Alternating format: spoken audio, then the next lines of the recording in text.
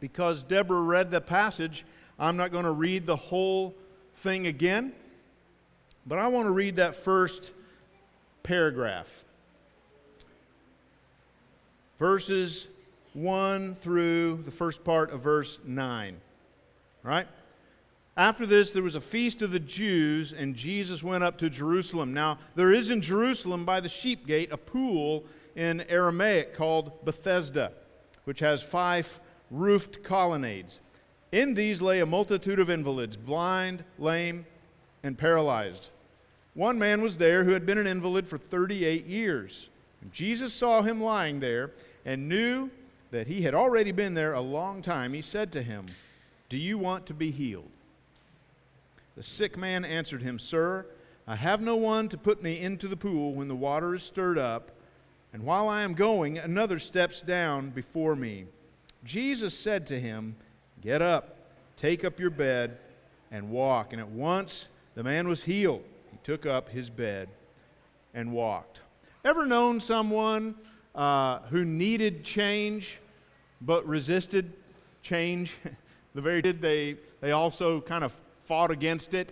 Of course, we've all known people like that, right? And some of those people, sadly, may have gone to their graves in that hardened, resistant condition, right? When all along, just a couple of changes, just a couple of adjustments, a healthy, responsible choice or two might have really radically changed their lives and the lives of those around them.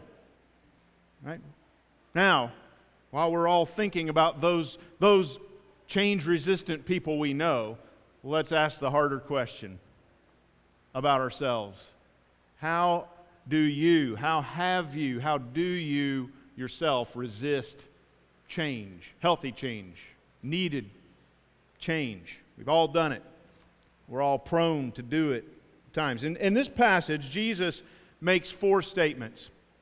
One of them is a question, and then the other 3 are statements, commands, and then statements. He asks the lame man in verse 6, "Do you want to be healed?" Do you want to be healed? That one a lot more closely here in a little bit. And then he tells the same lame man in verse 8, "Get up, take up your bed, take up your mat, take up your pad, whatever, and walk." And then he tells the now healed man in verse 14, "See, you're well.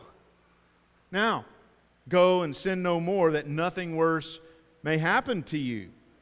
And then, fourthly, he answers the Jews, especially the Pharisees, the scribes, those religious leaders. He answers their condemnation of his healing people on the Sabbath in verse 17, where he says, "My Father is working until now, and I am working."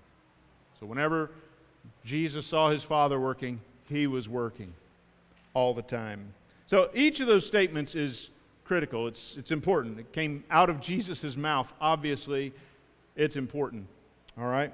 And they all point to what I believe is the big idea here in this passage. This is it. That God's healing, true healing, is never imposed by force. But God's true healing is always revealed by faith. Okay? God's healing is never imposed upon us by force, but it's always revealed by faith. Okay?